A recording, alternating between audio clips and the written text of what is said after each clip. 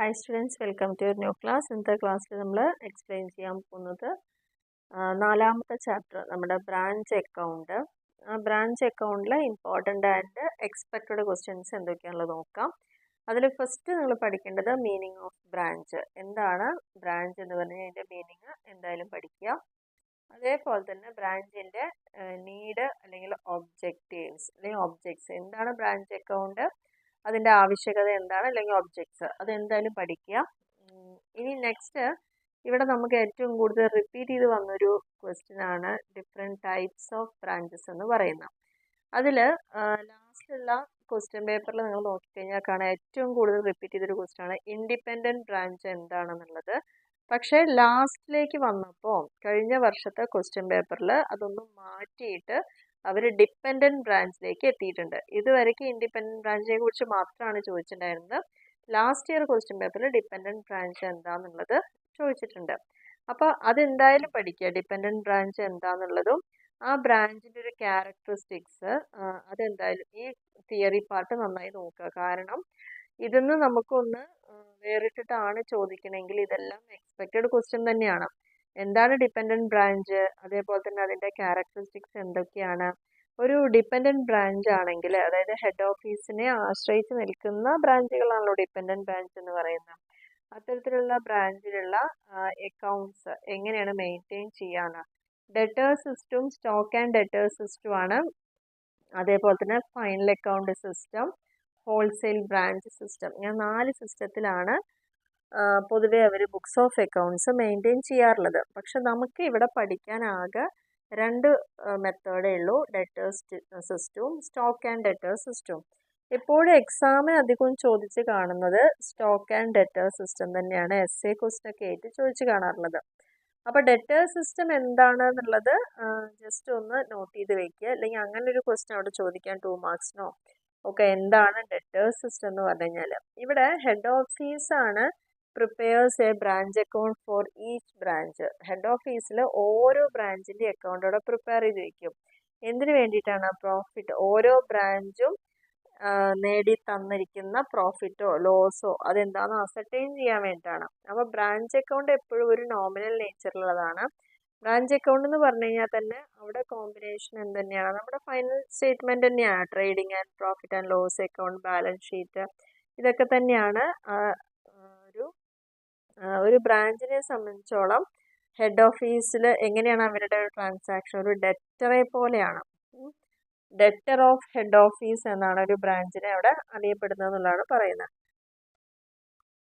Head office records only transaction that take place between itself and it's branches. Head ഓഫീസിൽ എപ്പോഴും record ചെയ്യപ്പെടുന്നത് head ഓഫീസും ബ്രാഞ്ചുകളും തമ്മിലുള്ള ട്രാൻസാക്ഷനെ കുറിച്ചാണ്. അപ്പോൾ ബ്രാഞ്ച് അക്കൗണ്ടിൽ എന്നും കൂടി കാണിക്കും ബ്രാഞ്ചിൻ്റെ അസറ്റും ലയബിലിറ്റീസും ബാലൻസുകളൊക്കെയാണ് അവിടെ കാണിക്കുക.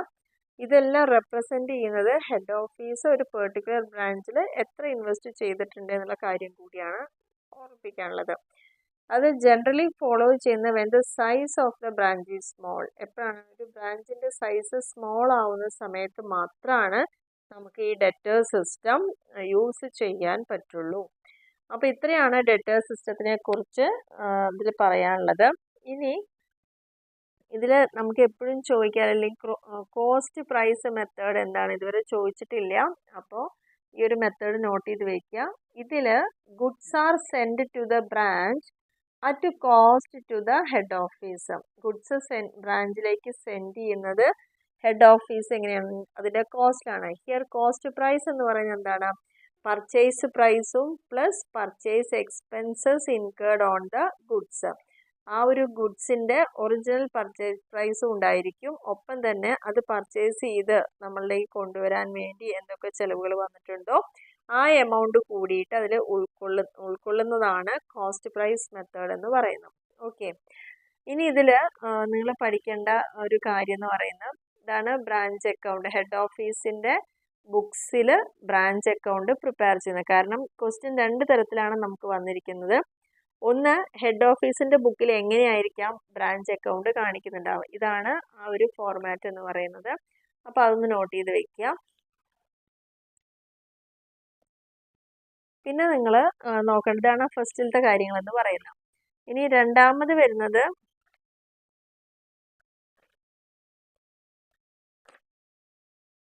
സ്റ്റോക്ക് ആൻഡ് ഡെറ്റർ സിസ്റ്റം എന്താണെന്നുള്ളത്.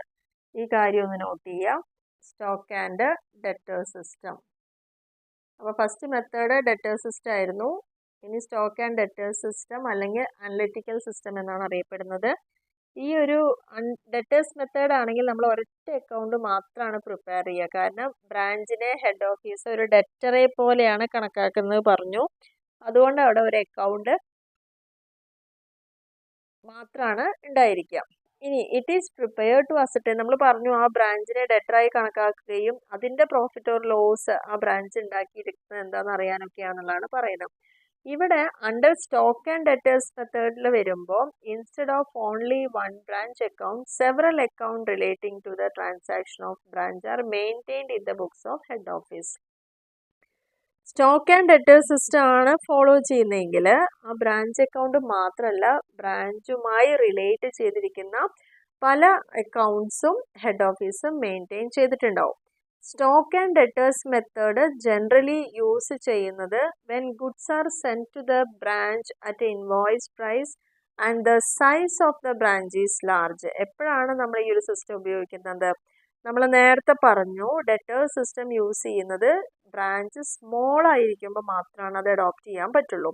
പക്ഷെ ബ്രാഞ്ച് ലാർജ് ആവുകയും ബ്രാഞ്ചിലേക്ക് അയക്കുന്ന ഗുഡ്സ് ഇൻവോയ്സ് പ്രൈസിലാവുകയും ചെയ്താൽ അവിടെ നമുക്ക് യൂസ് ചെയ്യാൻ പറ്റുന്ന മെത്തേഡ് ഏതാണ്? സ്റ്റോക്ക് ആൻഡ് ഡെറ്റേഴ്സ് സിസ്റ്റം മെത്തേഡാണ്. ഓക്കെ, അപ്പോൾ ഇത് പ്രിപ്പയർ ചെയ്യണമെങ്കിൽ എന്താണ് ഹെഡ് ഓഫീസിന് ഒരുപാട് അക്കൗണ്ട്സ് കൂടിയിട്ട് പ്രിപ്പയർ ചെയ്യേണ്ട ആവശ്യം വരും. എന്തൊക്കെ അക്കൗണ്ട്സ് ആണ്? പ്രധാനമായിട്ടും ഈ സ്റ്റോക്ക് ആൻഡ് ഡെറ്റേഴ്സ് സിസ്റ്റം ആണ് കീപ്പ് ചെയ്യുന്നതെങ്കിൽ ഹെഡ് ഓഫീസിൽ പ്രിപ്പയർ ചെയ്യേണ്ടത്. ഇവിടെ 7 തരത്തിലുള്ള അക്കൗണ്ടുകൾ ഈ സിസ്റ്റം ഫോളോ ചെയ്യുന്നുണ്ടെങ്കിൽ ഹെഡ് ഓഫീസ് പ്രിപ്പയർ ചെയ്തിരിക്കണം. എന്തൊക്കെയാണ് 7 അക്കൗണ്ടുകൾ? 1 ബ്രാഞ്ചിൻ്റെ സ്റ്റോക്ക് അക്കൗണ്ട്, 2 ബ്രാഞ്ചിൻ്റെ ഡെറ്റേഴ്സ് അക്കൗണ്ട്, 3 ബ്രാഞ്ചിലുള്ള എക്സ്പെൻസുകൾ, 4 ബ്രാഞ്ചിൻ്റെ അഡ്ജസ്റ്റ്മെൻറ്റ് അക്കൗണ്ടുകൾ, 5 goods send to branch account, 6 branch cash account, 7 branch fixed asset account. അങ്ങനെ 7 തരത്തിലുള്ള അക്കൗണ്ടുകളാണ് ഇവിടെ മെയിൻറ്റെയിൻ ചെയ്യേണ്ടത്. അപ്പോൾ ഇതിൽ ഈ ചോദിച്ചിരിക്കുന്ന ആ ഒരു ഇതിൽ തന്നെ നമുക്ക് ഒരിക്കൽ വന്നൊരു ക്വസ്റ്റ്യൻ ആണ് what is branch adjustment account എന്ന് ചോദിച്ചിട്ടുണ്ട്. ഇതിന് അപ്പോൾ എന്താണ് ഈ ഒരു 7 പോയിന്റുകൾ എന്നുള്ളത് നിങ്ങൾ പഠിക്കുക. കാരണം എന്താണ് ബ്രാഞ്ച് സ്റ്റോക്ക് അക്കൗണ്ട് എന്ന് പറഞ്ഞു കഴിഞ്ഞാൽ ഈ ഒരു അക്കൗണ്ട് എപ്പോഴും പ്രിപ്പയർ ചെയ്യുന്ന എപ്പോഴും ഇൻവോയ്സ് പ്രൈസിലായിരിക്കും പ്രിപ്പയർ ചെയ്യുക. ഈ അക്കൗണ്ടിൻ്റെ ഡെബിറ്റ് സൈഡിൽ ഇൻഫ്ലോ ഓഫ് സ്റ്റോക്കാണ്, ബ്രാഞ്ചിലേക്ക് വന്ന സ്റ്റോക്കിൻ്റെ കണക്കുകളായിരിക്കും കാണിക്കുക. ക്രെഡിറ്റ് സൈഡിലോ ബ്രാഞ്ചിൽ നിന്ന് പോയിട്ടുള്ള ഗുഡ്സിൻ്റെ ഔട്ട്ഫ്ലോ ആയിരിക്കും കാണിക്കുക. ബ്രാഞ്ച് അക്കൗണ്ടിൽ ഡെബിറ്റ് ചെയ്യുന്ന ഓപ്പണിംഗ് വാല്യൂ ഓഫ് സ്റ്റോക്ക് വെച്ചിട്ട് ഡെബിറ്റ് ചെയ്യും, ഓപ്പൺ ചെയ്യും. പിന്നെ goods send to branch and sales returns അങ്ങനെ ഉണ്ടെങ്കിൽ അത് കാണിക്കും. ക്രെഡിറ്റ് സൈഡിൽ അതിൻ്റെ സെയിൽസ്, ക്യാഷ് ആൻഡ് ക്രെഡിറ്റ് സെയിൽസും ഹെഡ് ഓഫീസിലേക്ക് റിട്ടേൺ ചെയ്ത ഗുഡ്സും finally the closing value of stock ഒക്കെ അവിടെ കാണിക്കുന്നു എന്നുള്ളതാണ് ഇതിൻ്റെ പ്രത്യേകത. ഇനി ഇതിൻ്റെ ഡിഫറൻസ് തന്നെയാണ് നമുക്ക് ഇതിൻ്റെ സർപ്ലസ് ആണോ ഷോർട്ടേജ് ആണോ എന്നുള്ളതൊക്കെ കാണിക്കുന്നത്. ടോട്ടൽ ഡെബിറ്റും ക്രെഡിറ്റും ഒക്കെ നമ്മൾ സാധാരണ അക്കൗണ്ട് പ്രിപ്പയർ ചെയ്യുന്ന പോലെ തന്നെ കാണിക്കും. ആ ഡിഫറൻസ് എടുക്കും, ആ ഡിഫറൻസ് നമ്മളത് എഴുതും. അത് സർപ്ലസോ അല്ലെങ്കിൽ ഡെഫിസിറ്റോ എന്താണെങ്കിൽ അത് കാണിക്കും. അത് ഷോർട്ടേജ് ആണെങ്കിൽ അതങ്ങനെ കാണിക്കും. അപ്പോൾ അതെല്ലാം ട്രാൻസ്ഫർ ചെയ്യുന്നത് ബ്രാഞ്ചിലെ സ്റ്റോക്ക് അക്കൗണ്ട് ചെയ്ത് കഴിഞ്ഞാൽ അതിൻ്റെ ആ ഒരു ബാലൻസിനെ നമ്മൾ ട്രാൻസ്ഫർ ചെയ്യുന്നത് ബ്രാഞ്ച് അഡ്ജസ്റ്റ്മെൻറ്റ് അക്കൗണ്ടിലേക്കായിരിക്കും. അപ്പോൾ ബ്രാഞ്ച് സ്റ്റോക്ക് അക്കൗണ്ട് പറഞ്ഞു കഴിഞ്ഞാൽ ഇതാണ് അതിൻ്റെ ഒരു ഫോർമാറ്റ് എന്ന് പറയുന്നത്. ബ്രാഞ്ച് അഡ്ജസ്റ്റ്മെൻറ്റിലേക്കാണ് ബാക്കിയുള്ളതൊക്കെ ചെയ്യുക. അപ്പോൾ ഇങ്ങനെ ഒരു 7 അക്കൗണ്ടുകളാണ് ഇവിടെ വരുന്നത്. ബ്രാഞ്ച് ഡെറ്റേഴ്സിനെ മെയിൻറ്റെയിൻ ചെയ്ത് എങ്ങനെയൊക്കെ ആയിരിക്കും. അപ്പോൾ ബ്രാഞ്ച് ഡെറ്റേഴ്സ് അക്കൗണ്ട്, ബ്രാഞ്ചിലെ എക്സ്പെൻസുകൾ കാണിക്കുന്നതാണ് നെക്സ്റ്റ് അക്കൗണ്ട് എന്ന് പറയുന്നത്. പിന്നെ ബ്രാഞ്ചിന് തന്നെ പ്രോഫിറ്റ് ആൻഡ് ലോസ് അക്കൗണ്ട്, ഈ കാര്യങ്ങളൊക്കെയാണ് കാണിക്കുന്നത്. Profit and loss account format ഇവിടെ ഉണ്ട്. പിന്നെ goods send to branch account, എത്ര ഗുഡ്സ് ആണ് ബ്രാഞ്ചിലേക്ക് സെൻഡ് ചെയ്തിരിക്കണം എന്നുള്ളത്. പിന്നെ വരുന്ന ബ്രാഞ്ചിൻ്റെ ക്യാഷ് അക്കൗണ്ട്, ഇതാണ് ബ്രാഞ്ചിൻ്റെ cash account format. Last fixed അസറ്റുകൾ വല്ലതും ഉണ്ടെങ്കിൽ അതുകൂടി കാണിക്കും. അപ്പോൾ ഇതിൽ ജേണൽ എൻട്രീസ് പലപ്പോഴും നമുക്ക് വരുന്ന ക്വസ്റ്റ്യൻ എന്ന് പറയുന്നത് ഇത്തരത്തിലുള്ള അക്കൗണ്ടുകൾ പ്രിപ്പയർ ചെയ്യാനോ അതല്ലെങ്കിൽ ഹെഡ് ഓഫീസിൽ എങ്ങനെയാണ് ബ്രാഞ്ച് അക്കൗണ്ടിൻ്റെ എൻട്രീസ് ചെയ്തിട്ടുണ്ടായിരിക്കുക. ഒന്നില്ലെങ്കിൽ സെപ്പറേറ്റ് ബ്രാഞ്ച് അക്കൗണ്ട് നമ്മളോട് ചോദിച്ചിട്ടുണ്ടായിരിക്കും, അതല്ലെങ്കിൽ ഹെഡ് ഓഫീസിൻ്റെ ബുക്കിലുള്ള ബ്രാഞ്ച് അക്കൗണ്ട് എങ്ങനെയാണെന്നാണ് ഇപ്പോൾ ഇതുവരെ നമ്മൾ കണ്ട ക്വസ്റ്റ്യൻ പേപ്പറിലൊക്കെ വന്നിരിക്കുന്നത്. ഇനി ഇത്രയും ഡിപ്പെൻഡൻറ്റ് ബ്രാഞ്ചിനെ കുറിച്ചാണ് പറഞ്ഞത്. ഇനി അടുത്തൊരു ക്വസ്റ്റ്യൻ ആയിരുന്നു ഇൻഡിപെൻഡൻറ്റ് ബ്രാഞ്ച്. ഇൻഡിപെൻഡൻറ്റ് ബ്രാഞ്ച് എന്താണെന്നുള്ളത് 3 തവണ റിപ്പീറ്റ് ചെയ്തൊരു ക്വസ്റ്റ്യൻ തന്നെയാണ്. അപ്പോൾ ഇതിൽ ബ്രാഞ്ച് അക്കൗണ്ടിങ്ങിൽ ഇവിടെയും ചോദിച്ചിട്ടുണ്ട്. ഇവിടെ branch account in the head office books have the following entries. Head ഓഫീസിൻ്റെ ബുക്കിൽ ബ്രാഞ്ച് അക്കൗണ്ടിനെ എങ്ങനെ കാണിച്ചു? ഈ ഒരു ക്വസ്റ്റ്യൻ പലപ്പോഴും റിപ്പീറ്റ് ചെയ്ത് ചോദിച്ചൊരു ക്വസ്റ്റ്യൻ ആണ്. അത് books of branch head office account. ഇത് രണ്ടും പഠിച്ചു വയ്ക്കുക. കാരണം ഹെഡ് ഓഫീസിൻ്റെ ബുക്കിൽ എങ്ങനെ ബ്രാഞ്ചിനെ എഴുതുന്നു, അല്ലെങ്കിൽ ബ്രാഞ്ചിൻ്റെ ബുക്കിൽ എങ്ങനെയാണ് ഹെഡ് ഓഫീസിൻ്റെ അക്കൗണ്ട് കാണിക്കുന്നത്, ഈ 2 കാര്യങ്ങളൊന്ന് നോട്ട് ചെയ്ത് വയ്ക്കുക. അതേപോലെ തന്നെ ഇൻഡിപെൻഡൻറ്റ് ബ്രാഞ്ചിൻ്റെ ഫീച്ചേഴ്സ് നോട്ട് ചെയ്യാം. ഓക്കെ, ഇനി ഇതുവരെ ചോദിക്കാത്തൊരു ഏരിയയാണ് എന്താണ് ഗുഡ്സ് ഇൻ ട്രാൻസിറ്റ്. അപ്പോൾ 2 മാർക്സിനൊക്കെ വരാൻ ചാൻസ് ഉണ്ട്. ഗുഡ്സ് ഇൻ ട്രാൻസിറ്റ് എന്ന് പറഞ്ഞു കഴിഞ്ഞാൽ ചിലപ്പോൾ ഹെഡ് ഓഫീസ് അതിൻ്റെ ബ്രാഞ്ചിലേക്ക് ഒരു പെർട്ടിക്കുലർ ഡേയിൽ ഗുഡ്സ് ഒക്കെ സെൻഡ് ചെയ്തിട്ടുണ്ടായിരിക്കും. They may reach the branch after some times. അപ്പോൾ head office will pass the journal entry on the day of sending. അതായത് ഇപ്പോൾ കുറേ ദൂരത്തുള്ള ബ്രാഞ്ചിലേക്കാണ് നമ്മൾ ട്രാൻസാക്ഷൻ ചെയ്യുന്നതെന്ന് വിചാരിക്കുക. നമ്മൾ ഇന്ന് ഇവിടുന്ന് സ്റ്റോക്ക് എല്ലാം കെട്ടിപ്പെറുക്കി അങ്ങോട്ടേക്ക് പറഞ്ഞയക്കുന്നു. അപ്പോൾ ആ ഒരു ദിവസം തന്നെ ഹെഡ് ഓഫീസിൽ ജേണൽ എൻട്രി പാസ് ചെയ്യുന്നതായിരിക്കും. അതായത് branch account letter to goods send to branch പറഞ്ഞിട്ട് കാണിക്കും. But branch will pass the journal entry only when it receives the goods. ഈ ഒരു എൻട്രി ചെയ്യണമെങ്കിൽ ബ്രാഞ്ചിൽ യഥാർത്ഥത്തിൽ ഗുഡ്സ് കിട്ടിക്കഴിഞ്ഞാൽ മാത്രമാണ് ബ്രാഞ്ച് അവിടെ റെക്കോർഡ് ചെയ്യുന്നുള്ളൂ. അതേപോലെ തന്നെ ബ്രാഞ്ച് ഗുഡ്സ് റിട്ടേൺ ചെയ്യുന്ന സമയത്ത് അവർ ഇമ്മീഡിയറ്റ് ആയിട്ട് തന്നെ head office account letter to goods return to head office പറഞ്ഞ് കാണിക്കും. പക്ഷേ ഹെഡ് ഓഫീസിൽ ഇതിലൊരു എൻട്രി വരണമെങ്കിൽ ആ മടക്കി അയച്ച ഗുഡ്സ് അവർ റിസീവ് ചെയ്യുമ്പോഴേ കാണിക്കുള്ളൂ. അപ്പോൾ ഈ goods which are on the way are called. അപ്പോൾ ഇവിടെ നമ്മൾ ഗുഡ്സ് സെൻഡ് ചെയ്യുകയും എന്നാൽ ആ ഡെസ്റ്റിനേഷനിൽ എത്താതെ ഇരിക്കുന്ന ആ ഒരു കാലയളവിൽ നമ്മൾ ചെയ്യുന്ന ട്രാൻസാക്ഷനെ തന്നെയാണ്, അല്ലെങ്കിൽ ഗുഡ്സിനെയാണ് എന്ത് പറയുന്നത്, ഗുഡ്സ് ഇൻ ട്രാൻസിറ്റ്. കാരണം കിട്ടിയിട്ടില്ലല്ലോ, ഓൺ ദ വേ എന്നാണ് അതിൻ്റെ അർത്ഥം വരുന്നത്. ഗുഡ്സ് കിട്ടുമ്പോഴാണ് ഒരു ഭാഗത്തു നിന്ന് അയക്കുമ്പോൾ തന്നെ എൻട്രി പാസ് ചെയ്യുന്നു, പക്ഷെ മറ്റേ ഭാഗത്ത് അത് റിസീവ് ചെയ്യുമ്പോഴേ അത് റിസീവ് ചെയ്തതായിട്ട് കാണിക്കുള്ളൂ. അപ്പോൾ ഇതിനിടയിലുള്ള ആ ഒരു പ്രോസസ്സിലാണ് ഗുഡ്സ് ഇൻ ട്രാൻസിറ്റ് വരുന്നത്. ഓക്കെ, അപ്പോൾ ഗുഡ്സ് ഇൻ ട്രാൻസിറ്റ് ചോദിച്ചിട്ടില്ല, അതുപോലെ തന്നെ ക്യാഷ് ഇൻ ട്രാൻസിറ്റ്. അപ്പോൾ ഈ 2 കാര്യങ്ങളൊന്ന് നോട്ട് ചെയ്യുക. കാരണം ബ്രാഞ്ചിൽ ക്യാഷും ഇതേപോലെ തന്നെ അയക്കും, ഹെഡ് ഓഫീസിലേക്ക് ഫ്രീക്വൻ്റ് ആയിട്ട് അയക്കും. അപ്പോൾ ഓരോ വർഷവും എൻഡ് ചെയ്യുന്ന സമയത്ത് ക്യാഷ് ഇൻ ട്രാൻസിറ്റ് ഉണ്ടെങ്കിൽ അതുകൂടി അഡ്ജസ്റ്റ് ചെയ്തിട്ട് വേണം നമ്മൾ ഗുഡ്സ് ഇൻ ട്രാൻസിറ്റ് എങ്ങനെയാണോ കാണിച്ചത് അതേപോലെ തന്നെ ക്യാഷ് ഇൻ ട്രാൻസിറ്റും കൂടി അഡ്ജസ്റ്റിംഗ് എൻട്രി പാസ് ചെയ്യണം എന്നുള്ളതാണ് പറയുന്നത്, ഹെഡ് ഓഫീസിൻ്റെ ബുക്കിലും ബ്രാഞ്ചിൻ്റെ ബുക്കിലും. അപ്പോൾ അതിൻ്റെ ഒരു എൻട്രി ഇവിടെ പറയുന്നുണ്ട്. പിന്നെ ഡിപ്രീസിയേഷൻ ഉണ്ടെങ്കിൽ, പിന്നെ ചോദിച്ചൊരു ക്വസ്റ്റ്യൻ ആയിരുന്നു what is inter branch transfers. ഇത് ചോദിച്ചൊരു ക്വസ്റ്റ്യൻ ആണ്.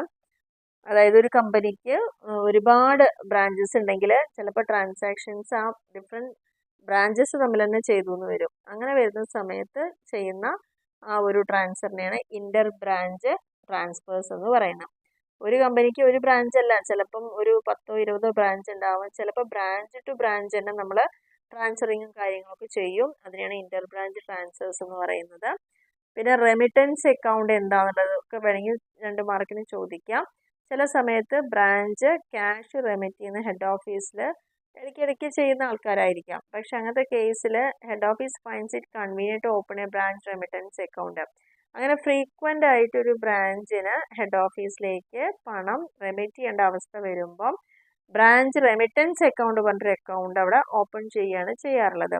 കാരണം periodical total of this account will be transferred to the credit of the branch account.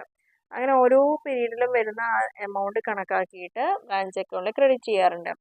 ഇനി ബ്രാഞ്ചും അങ്ങനെ ആഗ്രഹിക്കുന്നുണ്ടെങ്കിൽ അവർക്ക് അവർക്ക് എന്ത് ചെയ്യാം, remittance to head office account പറഞ്ഞിട്ടൊരു അക്കൗണ്ട് ഓപ്പൺ ചെയ്യാവുന്നതാണ് പറയുന്നത്. ഇതാണ് 2 മാർക്കിന് റെമിറ്റൻസ് അക്കൗണ്ട് ചോദിക്കാൻ ചാൻസ് ഉള്ളത്. ഇനി ഇൻകോർപ്പറേഷൻ എന്താന്നുള്ളത് വേണമെങ്കിൽ 2 മാർക്സിന് what is abridged incorporation method എന്താന്നുള്ളത് ചോദിക്കാം. ഈ ഒരു മെത്തേഡ് പ്രകാരം memorandum trading and profit and loss account prepare ചെയ്യുന്നത് എന്തിനു വേണ്ടിയാണ്? ബ്രാഞ്ചിന്റെ പ്രോഫിറ്റോ ലോസോ എന്നറിയാൻ വേണ്ടി മാത്രമാണ്. Only 1 entry is passed. ഒരൊറ്റ എൻട്രി മാത്രമാണ് ഈ ഒരു ബ്രാഞ്ചിന്റെ നെറ്റ് പ്രോഫിറ്റോ ലോസോ എന്ന് പറയുക ഇൻകോർപ്പറേറ്റ് ചെയ്തിട്ടുള്ള ഒരു എൻട്രി പാസ് ചെയ്യുന്നുള്ളൂ. ഇതിനെ തന്നെയാണ് അബ്രിഡ്ജ്ഡ് ഇൻകോർപ്പറേഷൻ മെത്തേഡ് എന്ന് പറയുന്നത്.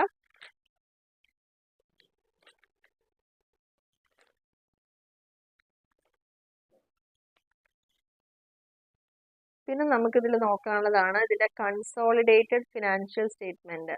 കൺസോളിഡേറ്റഡ് എന്ന് പറഞ്ഞു കഴിഞ്ഞാൽ എന്താണ്? നമ്മൾ പറഞ്ഞു ബ്രാഞ്ച് ട്രയൽ ബാലൻസ് റിസീവ് ചെയ്ത് കഴിഞ്ഞാൽ ഹെഡ് ഓഫീസ് ആണ്. ഇപ്പോൾ ഒരു ഹെഡ് ഓഫീസിന്റെ കീഴിൽ ഒരു 10 ബ്രാഞ്ചുകൾ വർക്ക് ചെയ്യുന്നുണ്ട് വിചാരിക്കുക. എല്ലാ ബ്രാഞ്ചുകളും അവരുടെ ഫിനാൻഷ്യൽ സ്റ്റേറ്റ്മെന്റുകൾ ഹെഡ് ഓഫീസിലേക്ക് സെൻഡ് ചെയ്യും. അപ്പോൾ ഈ ഓരോ ബ്രാഞ്ചിന്റെയും ചെയ്യുന്നതിന് പകരം ഹെഡ് ഓഫീസ് എന്ത് ചെയ്യും? ഈ കിട്ടിയിരിക്കുന്ന എല്ലാ ബ്രാഞ്ചിന്റെയും അക്കൗണ്ടിനെ ഇൻകോർപ്പറേറ്റ് ചെയ്യും, അല്ലെങ്കിൽ ഒരുമിച്ച് ചേർക്കും എന്നുള്ളതാണ്. അവരുടെ ബുക്കിലേക്ക് എഴുതുമ്പോൾ എല്ലാ ബ്രാഞ്ചിന്റെയും കൂടി കൂട്ടിയിട്ടാണ് എഴുതുക. അപ്പൊ കൺസോളിഡേറ്റ് ആയിട്ടുള്ള trading and profit and loss account അല്ലെങ്കിൽ കൺസോളിഡേറ്റ് ബാലൻസ് ഷീറ്റ് ഒക്കെ ആയിരിക്കും അവർ പ്രിപ്പയർ ചെയ്യാം. കൺസോളിഡേറ്റഡ് എന്ന് പറഞ്ഞാൽ ഇപ്പോൾ 10 ബ്രാഞ്ച് ഉണ്ടെങ്കിൽ 10 പേരും ഇൻഡിവിജ്വലി അവരുടെ അക്കൗണ്ട്സ് അയച്ചു കൊടുക്കും. പക്ഷെ ഹെഡ് ഓഫീസിന്റെ ബുക്കിൽ അത് 10 ആയിട്ടല്ല കാണിക്കുക, അതെല്ലാം ഒരുമിച്ച് ചേർത്തുകൊണ്ടാണ് ഒറ്റ അക്കൗണ്ട് പ്രിപ്പയർ ചെയ്യുക. അപ്പോൾ ഇതിനെയാണ് കൺസോളിഡേറ്റഡ് മെത്തേഡ് അല്ലെങ്കിൽ ഡീറ്റെയിൽഡ് ഇൻകോർപ്പറേഷൻ മെത്തേഡ് എന്നൊക്കെ പറയുന്നത്. അപ്പോൾ ഇതാണ് കൺസോളിഡേറ്റഡ് ഫിനാൻഷ്യൽ സ്റ്റേറ്റ്മെന്റ്. ഇതൊന്നും ഇതുവരെ ചോദിച്ചു കണ്ടിട്ടില്ല. അപ്പോൾ ഇത്രയാണ് നമുക്ക് ബ്രാഞ്ച് അക്കൗണ്ടിനെ കുറിച്ച് പറയാനുള്ള കാര്യങ്ങൾ. ബ്രാഞ്ച് അക്കൗണ്ടിന്റെ ഡീറ്റെയിൽ ആയിട്ടുള്ള പ്രോബ്ലം നമ്മുടെ വീഡിയോസിൽ ചെയ്തിട്ടുണ്ട്, ഓരോ പ്രോബ്ലം എങ്ങനെയാണ് ചെയ്യേണ്ടതെന്നുള്ളത്. അപ്പോൾ ഇതുവരെ കാണാത്ത ആളുകൾ ഉണ്ടെങ്കിൽ ജസ്റ്റ് ചാനലിന്റെ പ്ലേലിസ്റ്റിൽ പോവുക, ഫിനാൻഷ്യൽ അക്കൗണ്ടിംഗ് എന്നുള്ള പ്ലേലിസ്റ്റ് എടുക്കുക. ഫിനാൻഷ്യൽ അക്കൗണ്ടിംഗ് എടുത്തു കഴിഞ്ഞാൽ നിങ്ങൾക്ക് വേണ്ട ടോപ്പിക് ഏതാണ് എന്നുള്ളത് അതിൽ തന്നെ നിങ്ങൾക്ക് സെർച്ച് ചെയ്യാൻ പറ്റും. ഓരോ വീഡിയോസ് ജസ്റ്റ് ഇങ്ങനെ നോക്കിക്കഴിഞ്ഞാൽ എൻ്റെ ഫ്രണ്ടിൽ തന്നെ എൻ്റെ തമ്പനയിൽ തന്നെ കൊടുത്തിട്ടുണ്ട് ഏത് ചാപ്റ്ററിലാണെന്നുള്ളത്. നിങ്ങൾക്ക് വേണ്ട ചാപ്റ്റർ സെലക്ട് ചെയ്തിട്ട് അല്ലെങ്കിൽ ടോപ്പിക് സെലക്ട് ചെയ്തിട്ട് നിങ്ങൾക്ക് ആ വീഡിയോസ് കാണാവുന്നതാണ്. അപ്പോൾ ബ്രാഞ്ചിൽ നിന്ന് ഷുവറായിട്ടും 5 മാർക്കിനോ ക്വസ്റ്റിനും എസ്എ ക്വസ്റ്റിനും ഉറപ്പായിട്ടും എക്സ്പെക്റ്റ് ചെയ്യണം, ചെയ്തേ പറ്റുള്ളൂ, അതിലൊരു മാറ്റവും ഇല്ല. പക്ഷെ ഇതുവരെ നമുക്ക് ചോദിച്ചിരിക്കുന്ന ബ്രാഞ്ച് അക്കൗണ്ട് എന്ന് പറയുന്നത് എന്തുമാത്രമാണ്? ജസ്റ്റ് ബ്രാഞ്ചിന്റെ അക്കൗണ്ടുകൾ പ്രിപ്പയർ ചെയ്യാനോ അല്ലെങ്കിൽ ഹെഡ് ഓഫീസിന്റെ ബുക്കിൽ ബ്രാഞ്ചിന്റെ അക്കൗണ്ട് എങ്ങനെ പ്രിപ്പയർ ചെയ്യും അല്ലെങ്കിൽ ഹെഡ് ഓഫീസിന്റെ അക്കൗണ്ട് എങ്ങനെയാണ് പ്രിപ്പയർ ചെയ്യുക, അങ്ങനെയുള്ള ക്വസ്റ്റ്യൻസ് ആണ് വന്നിരിക്കുന്നത്. പിന്നെ കുറച്ച് തിയറി പാർട്ടും ചോദിച്ചിട്ടുണ്ട്. അപ്പോൾ അതൊക്കെ ഞാൻ ഇവിടെ ഡിസ്കസ് ചെയ്യുന്ന സമയത്ത് പറഞ്ഞിട്ടുണ്ട്, നമ്മൾ കണ്ടിരിക്കുന്ന ക്വസ്റ്റ്യൻസ് എന്തൊക്കെയാണെന്നുള്ളത് പറഞ്ഞിട്ടുണ്ട്. അപ്പോൾ ഇത്രയും കാര്യങ്ങളൊന്ന് ശ്രദ്ധിക്കുക. ബ്രാഞ്ച് അക്കൗണ്ടും നേരത്തെ ഹയർ പർച്ചേസ് പറഞ്ഞ പോലെ തന്നെ നമുക്ക് സിമ്പിളായിട്ട് നമ്മളൊരു ബ്രാഞ്ച് ആണ് എന്ന് ചിന്തിച്ചുകൊണ്ട് നമുക്ക് എൻട്രീസ് പലതും പഠിക്കാം. അല്ലെങ്കിൽ നമ്മളൊരു ഹെഡ് ഓഫീസ് ആണെന്നുള്ള അസംഷനിൽ എന്തൊക്കെ എൻട്രികളായിരിക്കും നമ്മുടെ ബുക്കിൽ എഴുതുക എന്നുള്ള ആ ഒരു അസംഷനിൽ നമുക്ക് ചെയ്യാം. പൊതുവേ സ്റ്റോക്ക് ആൻഡ് റിട്ടേൺ സിസ്റ്റം ഒക്കെയാണ് എപ്പോഴും റെലവൻ്റ് ആയിട്ട് ചോദിച്ച് കാണാറുള്ളത്. അപ്പോൾ ആ 7 അക്കൗണ്ട് പ്രിപ്പയർ ചെയ്യുന്ന രീതികളും അല്ലെങ്കിൽ ഒരു പെർട്ടിക്കുലർ അക്കൗണ്ട് ചെയ്യേണ്ടതും അതൊക്കെ ഒന്ന് മനസ്സിലാക്കി വയ്ക്കുക. ഇത്രയാണ് നമ്മുടെ ബ്രാഞ്ച് അക്കൗണ്ടിനെ കുറിച്ച് പറയാനുള്ള കാര്യങ്ങൾ എന്ന് പറയുന്നത്. അപ്പോൾ ആ പറഞ്ഞിരിക്കുന്ന അപ്പോൾ എന്താണ് ബ്രാഞ്ച്, ഡിപ്പെൻഡൻ്റ്, ഇൻഡിപെൻഡൻ്റ്, അതിൻ്റെ ഒക്കെ ഫീച്ചേഴ്സ്, അതുപോലെ തന്നെ എന്തൊക്കെ മെത്തേഡുകൾ ചെയ്യുന്നുണ്ട്, അതിൽ വരുന്ന ചില ടേമുകൾ, അതെല്ലാം നന്നായിട്ട് നോട്ട് ചെയ്ത് പഠിക്കുക. ഓക്കെ, അപ്പോൾ ഷുവറായിട്ടും ക്വസ്റ്റ്യൻ വരുന്ന ഒരു ചാപ്റ്ററാണ്, അതിലൊരു മാറ്റവും ഇല്ല. അപ്പോൾ എന്തായാലും ബ്രാഞ്ച് ഒന്ന് പഠിച്ചു വയ്ക്കുക. അപ്പോൾ എന്നും പറയാറുള്ള പോലെ തന്നെ മാക്സിമം എല്ലാവരും ഒന്ന് സബ്സ്ക്രൈബ് ചെയ്യുക. പിന്നെ ഞാനിടുന്ന വീഡിയോസൊക്കെ നിങ്ങൾക്ക് ഇഷ്ടമാവുകയാണെങ്കിൽ തീർച്ചയായിട്ടും ലൈക്ക് ചെയ്യാനും കമൻറ്റ് ചെയ്യാനൊന്നും മറക്കരുത്. അതേപോലെ തന്നെ മാക്സിമം നിങ്ങളുടെ ഫ്രണ്ട്സിലേക്കൊക്കെ ഒന്ന് ഷെയർ ചെയ്ത് കൊടുക്കുക, സപ്പോർട്ട് ചെയ്യുക. Okay, thank